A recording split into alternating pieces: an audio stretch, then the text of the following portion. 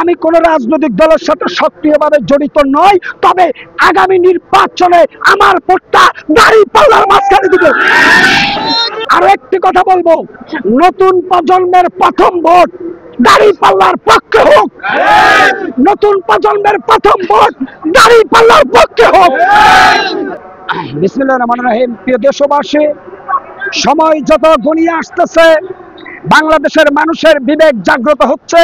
আগামী নির্বাচনে রাষ্ট্রীয় ক্ষমতায় কাকে বসাবে।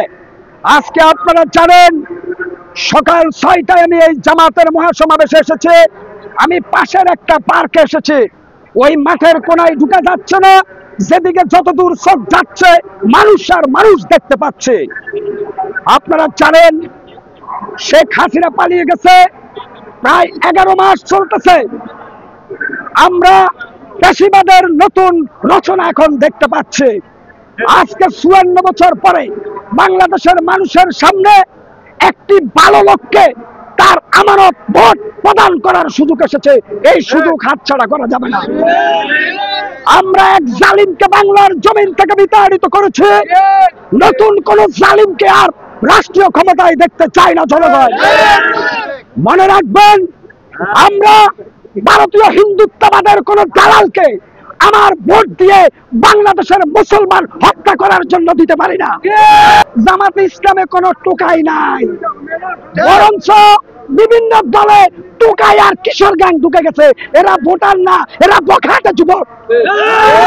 আজকে কষ্ট লাগে, জামাতে ইসলাম, হেফাজতে ইসলাম বরিশালের চরমোনায় যখন প্রত্যেকটা আলেম সমাজ অন্ধকারে নিমজ্জিত জাতিকে আসার আলো দেখাচ্ছে, তখন এই রাম বাম মার্কবর্ষদের চুলকানি শুরু হয়ে গেছে।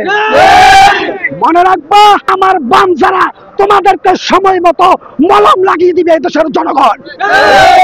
অসত্যের কাছে কবু নত নয় শের, ভয়ে কাঁপে কাপুরুষ লড়ে যাইবে। আমি লড়তে চাই, লড়তে জানি অন্যায়ের বিপক্ষে, নাস্তিকদের বিরুদ্ধে। আজকে আপনারা জানেন, বাংলাদেশ জামাতে ইসলাম স্বাধীনতার পরের থেকে বাংলাদেশের প্রতিটি ঘরে ঘরে কালেমার দাওয়াত পৌঁছে দিয়েছে। আপনারা জানেন, বাংলাদেশ জামাতে ইসলাম, হেফাজতে ইসলাম বাংলাদেশে আলেম তৈরির কারখানা। আরো একটি কথা বলে শেষ করব, ওই রাম আর বামেরা কথায় কথায় মোল্লাদেরকে গালি দাও। মোল্লারা না থাকলে তোমার মার বিয়া হইতো না। এই দেশে মোল্লারা না থাকলে তুমি জারজ সন্তান হইতা। আজকে যদি বাংলাদেশে মোল্লারা না থাকে, তোমার জানাজা কোন ইমাম পড়াবে না, তোমার জানাজা পড়াবে বিরাটি কুত্তা।